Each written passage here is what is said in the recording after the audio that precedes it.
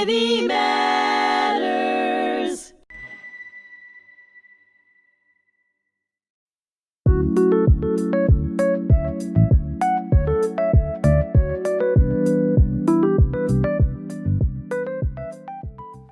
Hello and welcome to Many Voices, One Community, stories that unite us across Long Island and beyond. I'm Gaitley Stevenson Mathews. I'm so very pleased to serve as your host of this podcast. And today we have got an amazing guest, a good friend I have known for many years.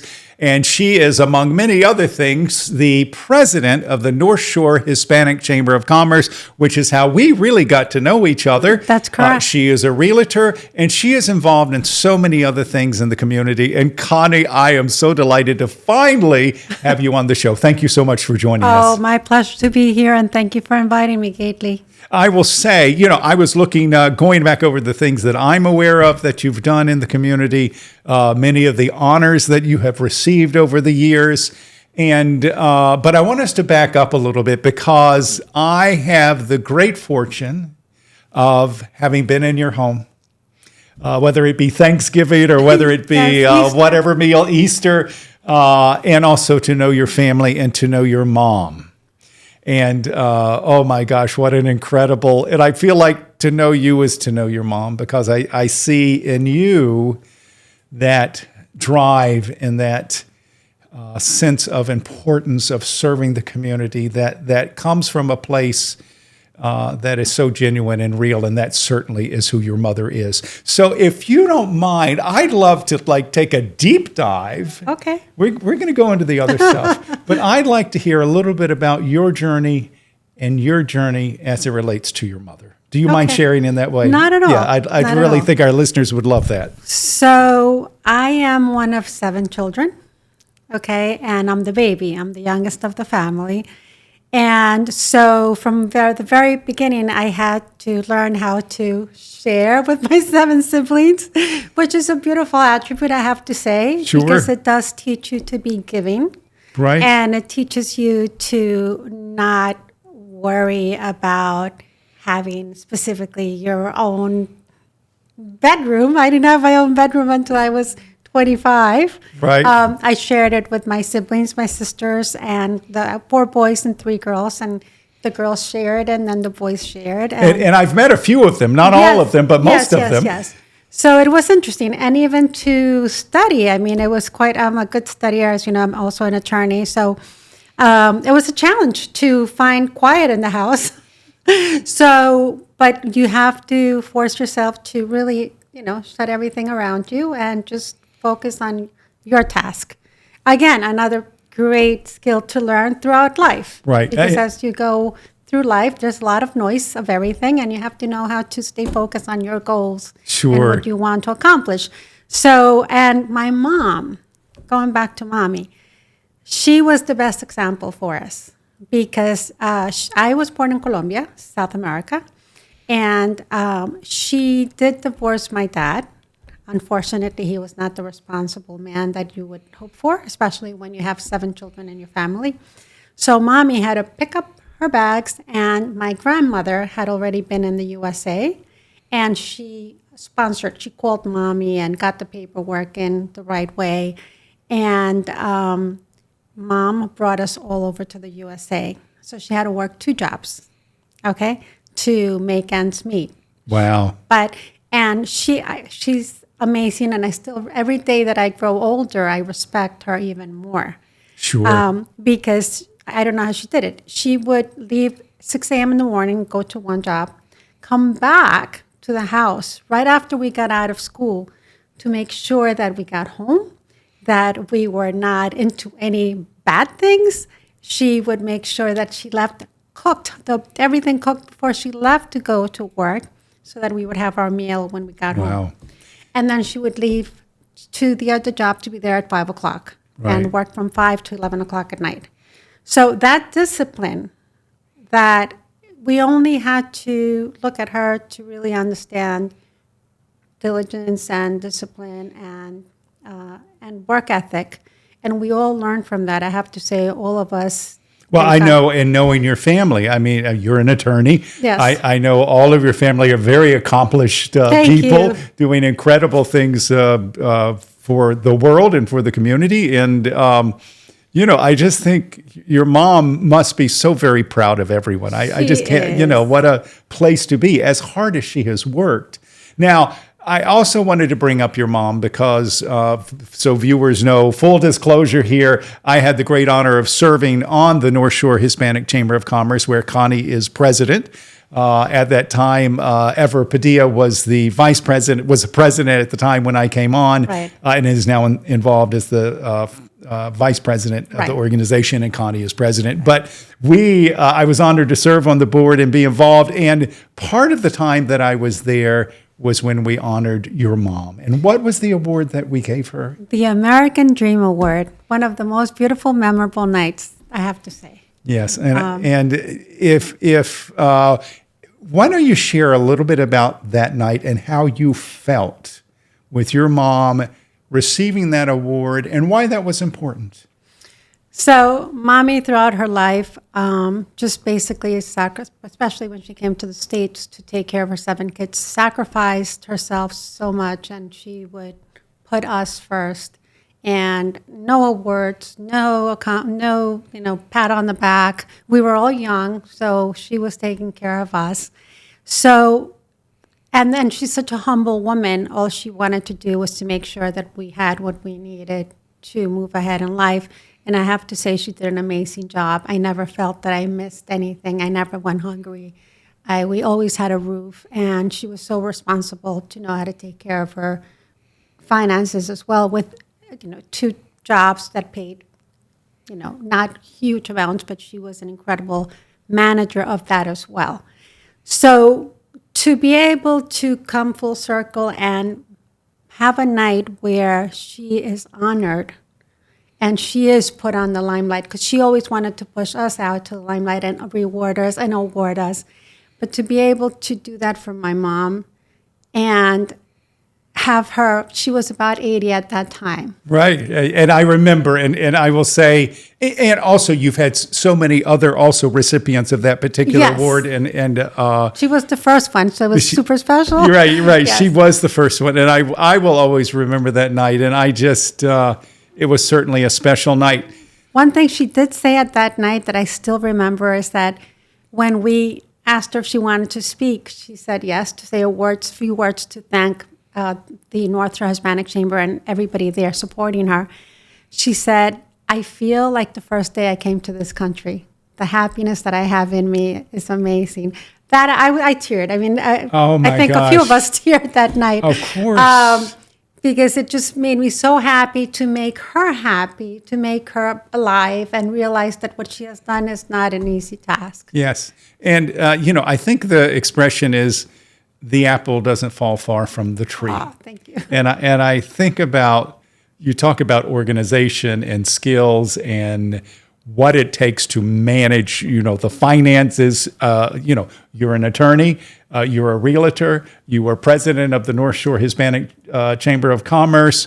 You were involved in so many other things. And with Kiwanis. Yeah. So our lives intersect at many different places. Certainly in the collaborative stuff with the Glen Cove Chamber of Commerce, when we do things with you all. And again, having been a part of the board for a time, you served on the Tribute and Honor Foundation from the very front end of things. And honor as well. Right. What a wonderful organization it's turned out to be. Right. So serving our veterans. I'll never forget during COVID, handing out test kits at the VFW post. We had last week, I had Howie Stillwagon. Okay. And so we were talking fondly about you. Oh, thank you. He's such a sweet guy. I remember that day. I missed them, by the way. I know. So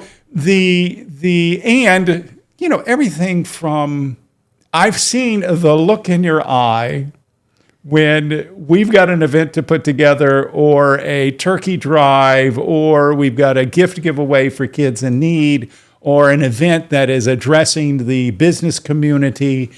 We've got an hour before they arrive, and we've got to make sure everything's together. And I will say, when the push comes to the shove, you get it done, and you get it done in a polished way and in a beautiful way, and most importantly, in a way that serves, in addition to the Hispanic community, the full community. And I love that. I love the fact that the North Shore Hispanic Chamber of Commerce has a very specific mission, yes, serving and uplifting and helping the Hispanic community. But you all are very much in step with the full spectrum of what is happening economically, yes, and helping those businesses work to find their place in serving our fuller community. And I think that's beautiful. So I'd like to know what has been your secret, and what has been your secret in step with the North Shore Hispanic Chamber of Commerce. I have to say that I feel very lucky, and I thank God I am a woman of faith.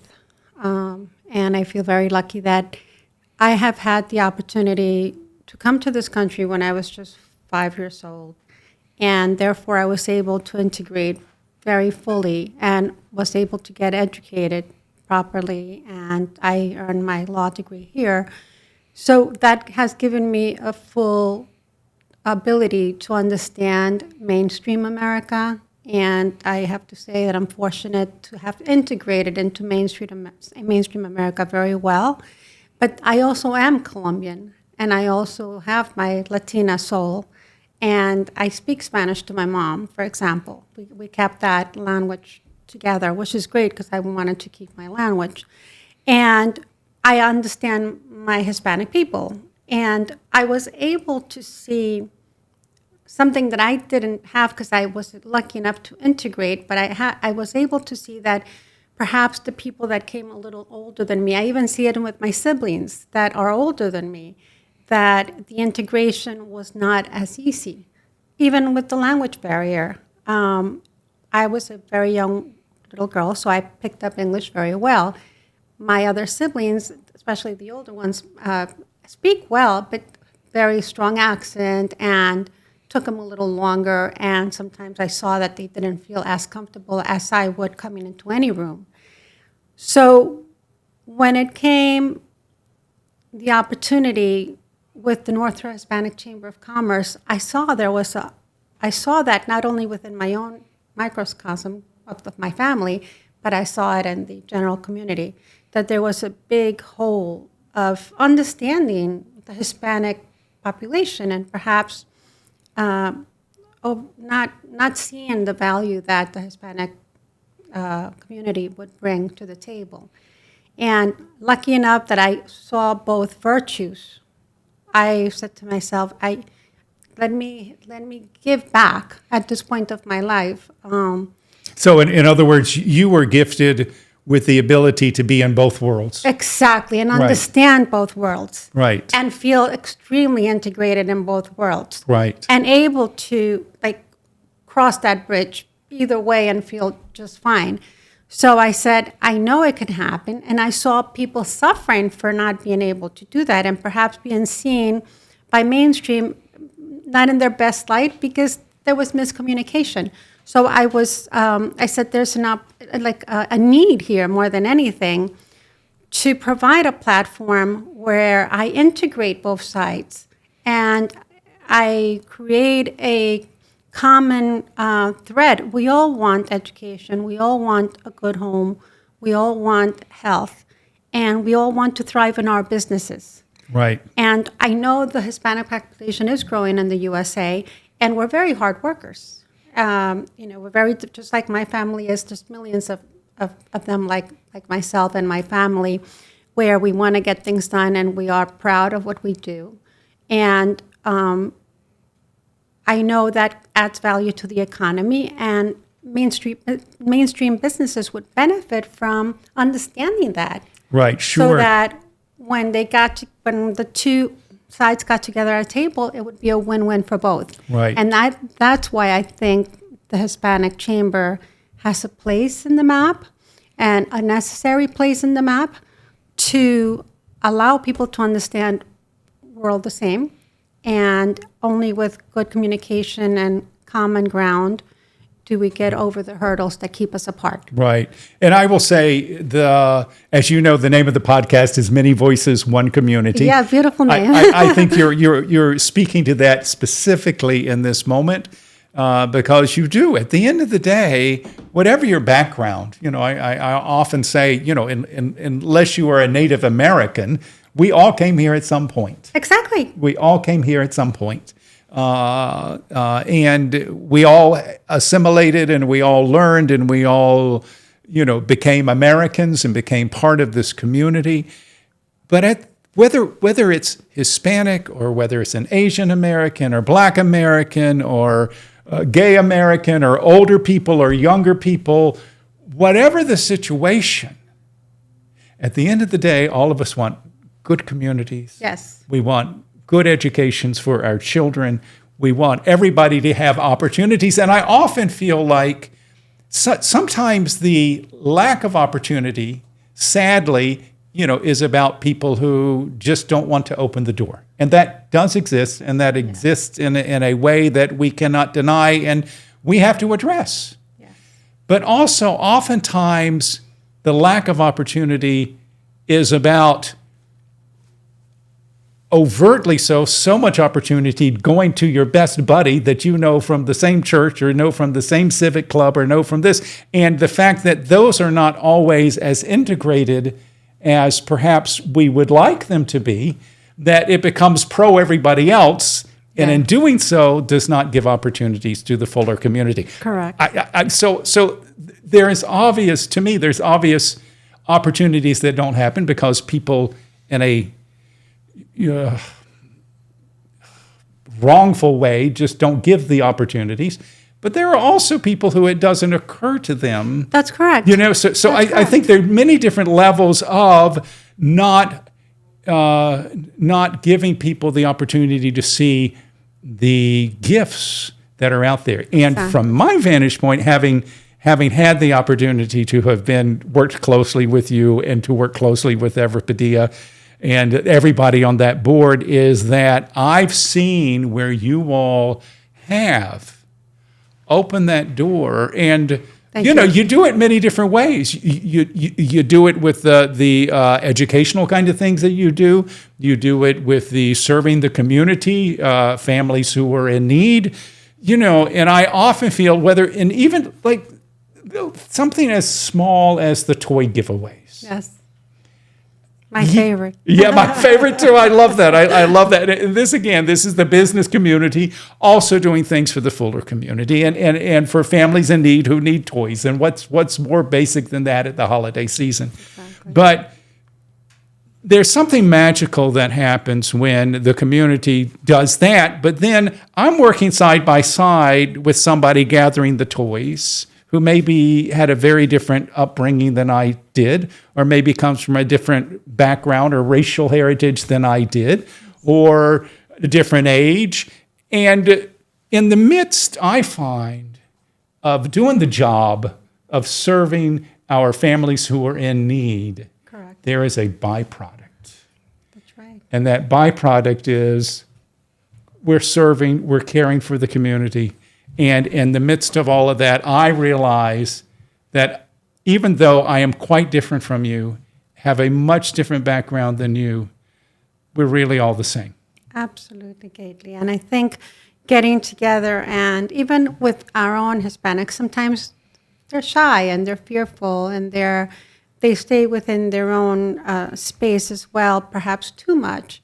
So this is also not about just mainstream non-understanding the Hispanic population, but the Hispanic culture also saying, okay, we are here.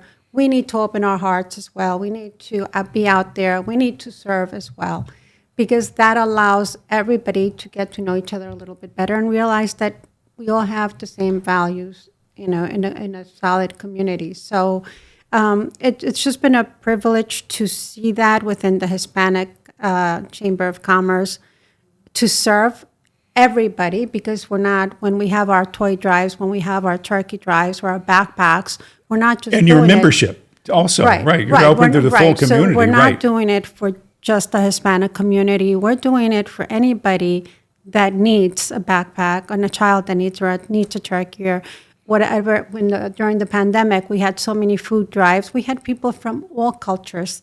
And it was dear to my heart to see that we were bringing together such a positive energy. You were there, Eve Lupenko was there, so many different people of different cultures, and we all got to be great friends because of that. Yes. We would have never met because of that opportunity, and that just shows you that when you do put yourself out there and you create a shared goal, beautiful things happen, not only for the people that are receiving what we're giving, but only for us too. Giving, being able to give, and also meeting wonderful people that are there to help the community. That's been an incredible experience for me, and I wouldn't change it for the world. Right, and I feel exactly the same way. And for me, the gift that comes from that kind of collaboration, I'll never forget when serving on the board of the Glen Cove VOC, and it was Thanksgiving, and there's an event where everybody comes, and it's during the Thanksgiving holidays, and families get turkeys. And I think we had 30 families. I may be getting the number wrong, but we had 30 families who came to the event. And what we had historically done was always given the turkeys to them. We only had 20 turkeys that year because of whatever reason. And I knew because I had been with you the day before at the North Shore High School giving out turkeys to the community. And I knew that you all had some turkeys left over. Extra. So this was one nonprofit organization helping another nonprofit organization, serving very different communities, but working together. And for me, that is at the core of what you all do at the North Shore Hispanic Chamber of Commerce. And, thanks to your leadership, thanks to your board, thanks to who you pull together, I think it's just truly remarkable and truly important. We're going to have to wrap this up in just a minute, but make sure before we start wrapping it up, if people are interested in joining or supporting the North Shore Hispanic Chamber of Commerce, where do they go to get that information? Okay, so you can definitely call me. My number is 516-521-8274. There's also a website. It's the nshchamber.org. You can become a member. You can reach out to any of the board members as well.